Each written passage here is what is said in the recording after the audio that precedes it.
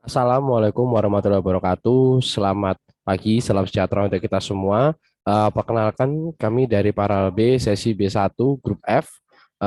Hari ini kami akan sedikit menerangkan mengenai salah satu modul praktikum mikrobiologi, yaitu pembuatan media dan penanaman jasad renik. Di sini ada saya dan partner saya. Saya sendiri adalah Michael Agustinus dengan NPM 19031010059 dan partner saya Fabila Septa Alfauzin dengan NPM 19031010060. Dipersilahkan untuk penjelasan mengenai media untuk partner saya Fabila Septa.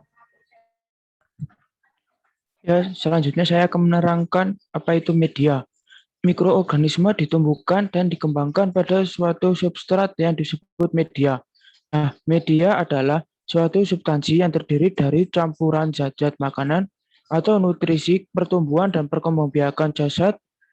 Komposisi pertumbuhan media dapat dimanipulasi untuk tujuan isolasi dan sistem mikroorganisme tertentu sesuai dengan tujuan masing-masing pembuatan. Mempergunakan media yang dapat diperbanyakkan pengujian fisiologi dan perhitungan jumlah mikroba.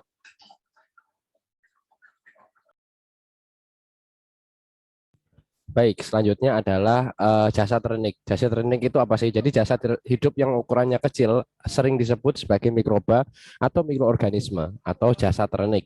Jasad renik disebut sebagai mikroba bukan hanya karena ukurannya yang kecil sehingga sukar dilihat dengan mata biasa, namun pengaturan kehidupannya yang lebih sederhana dibandingkan dengan jasad tingkat tinggi. Mata biasa tidak dapat melihat jasad renik ini yang ukurannya kurang dari 0,1 mm. Ukuran mikroba biasanya dinyatakan dalam satuan mikron atau mu dalam satuan notasinya ya. 1 mikron adalah 0,001 mm. Sel mikroba umumnya hanya dapat dilihat dengan alat pembesar seperti mikroskop. Walaupun demikian ada mikroba yang berukuran besar sehingga dapat dilihat tanpa alat pembesar.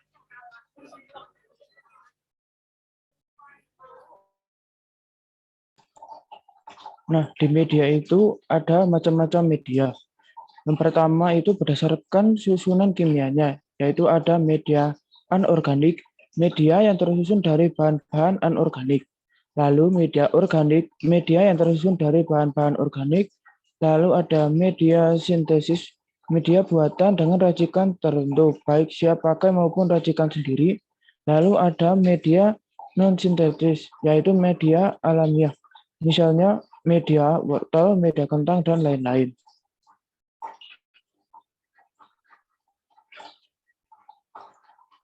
Lalu ada selanjutnya macam-macam media berdasarkan fasenya.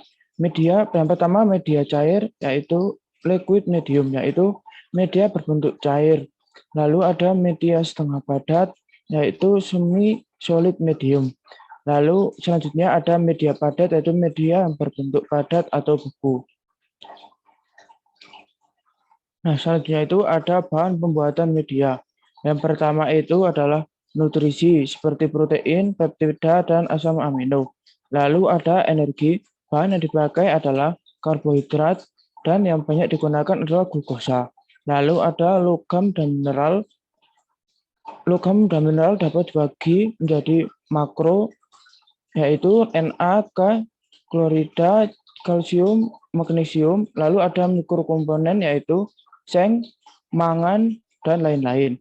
Lalu ada buffer yaitu untuk pertumbuhan mikroorganisme dibutuhkan medium yang optimum. Lalu ada indikator. Penambahan indikator merupakan cara efektif untuk mendeteksi fermentasi karbohidrat tertentu dalam media kultur. Lalu ada bahan selektif, yaitu bahan kimia antibiotika yang ditambahkan pada media bertujuan untuk menekan pertumbuhan mikroorganisme yang tidak diinginkan. Nah, selanjutnya yaitu syarat-syarat pembuatan media. Nah, syarat-syarat pembuatan media itu ada 5, yaitu yang pertama, mengandung semua nutrisi yang mudah digunakan oleh kuman. Yang kedua, mempunyai tekanan osmosis, tegangan permukaan, dan pH yang sesuai. Yang ketiga, suhu udara, cahaya, kadar garam, kuat, ion harus sesuai. Yang keempat, tidak mengandung zat-zat penghambat. Yang kelima adalah steril. Lalu yang terakhir itu adalah ciri-ciri kerusakan pada media. Yang pertama yaitu berkurangnya kapasitas pertumbuhan berlebihan, oversterilisasi, pencairan yang berulang dari media padat, tercampur dengan logam dan salah penggunaan moralitas larutan yang dapat merubah pH. Yang kedua ada penyusutan kekentalan yang disebabkan oleh sterilisasi berlebihan, lalu ada warna menjadi keruh, terjadi karamelisasi karbohidrat, lalu yang keempat ada perubahan pH yang disebabkan juga oleh sterilisasi berlebihan. Yang terakhir adalah pengendapan yang juga disebabkan oleh sterilisasi berlebihan.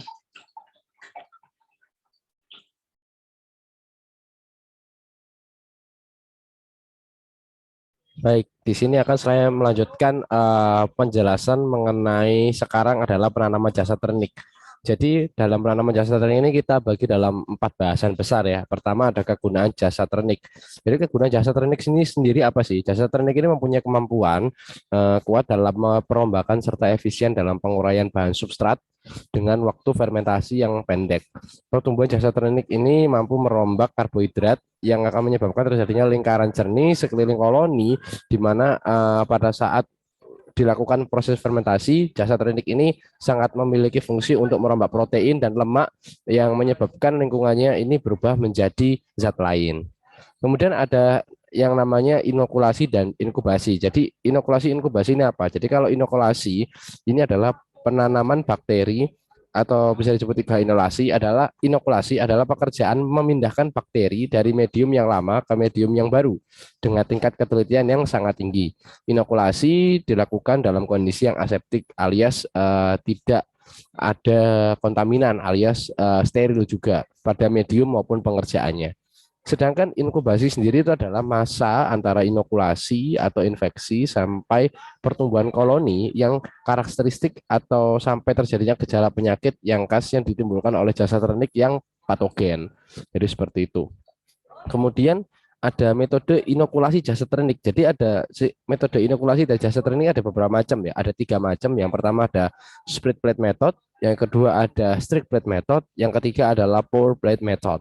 Nah, untuk split plate method sendiri adalah merupakan teknik isolasi mikroba dengan cara menginokulasi kultur mikroba dengan cara dipulas atau disebar pada permukaan media agar padat karena split ya disebar. Kemudian ada strict plate method. Teknik isolasi koloni bakteri dengan cara ini dilakukan dengan cara menggoreskan suspensi bahan yang mengandung mikroba pada permukaan media agar padat. Strict jadi artinya digoreskan. Kemudian ada pour plot method. Teknik ini dilakukan menginokulasi medium agar yang sedang mencair pada temperatur 45 hingga 50 derajat Celcius alias cara pour plate method ini dilakukan pada suhu yang cukup tinggi dengan suspensi bahan yang mengandung mikroba dan menuangkannya ke dalam cawan Petri yang steril. Kemudian ada nutrisi-nutrisi yang dibutuhkan oleh jasa ternik. Sebenarnya sama teman-teman yang jelaskan sama teman saya tadi bahwa nutrisi yang dibutuhkan jasa ternik ini adalah nutrisi yang harus ada dalam suatu media, di mana media tersebut harus mengandung unsur-unsur metabolisme sel, yaitu antara lain unsur makro dan juga unsur mikro. Nah, unsur makronya adalah C, H, O, N, dan P. Nah, seperti karbon, hidrogen, oksigen, dan nitrogen. Serta unsur mikronya seperti besi, Fe, mangan, dan unsur-unsur pelikan atau trace element.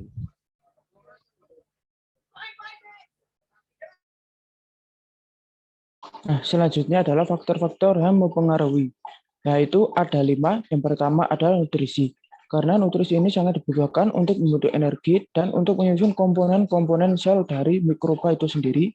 Lalu yang kedua adalah tersedianya air, karena sel dasar ternik memerlukan air untuk hidup dan berkembang biak. Lalu ada nilai pH. Nilai pH medium sangat mempengaruhi jenis dasar ternik yang dapat tumbuh. Lalu yang keempat ada suhu. Masing-masing jasa ternik mempunyai suhu optimum, minimum, dan maksimum untuk pertumbuhannya. Jika suhu lingkungan lebih kecil dari suhu minimum atau lebih besar dari suhu maksimum pertumbuhannya, maka aktivitas mikroba akan berhenti. Lalu yang terakhir adalah tersedianya oksigen. Konsentrasi oksigen di dalam bahan makanan dan lingkungannya berpengaruh terhadap jenis jasa ternik yang tumbuh pada makanan tersebut. Kemudian yang terakhir adalah aplikasi. Nah, aplikasi dalam dunia industri daripada penanaman jasa ternik maupun pembuatan media ini salah satunya pada pepton ikan selar untuk media pertumbuhan bakteri. Kita tahu teman-teman bahwa pada pertumbuhan media itu banyak jenisnya ya, ada media padat, ada media cair, ada media semi padat. Nah, salah satunya ini adalah pepton. Pepton ini dapat dihasilkan dari proses hidrolisis menggunakan asam, busa, dan enzim yang berasal dari penambahan bahan baku dan penambahan enzim proteoliotik. Penggunaan ikan sebagai bahan dasar penghasil pepton dapat dikatakan sebagai komponen untuk substrat pertumbuhan daripada suatu mikroba tersebut.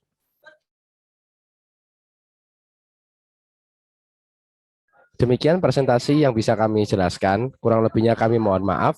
Sekian dari kami para LB sesi B1 grup F. Wassalamualaikum warahmatullahi wabarakatuh.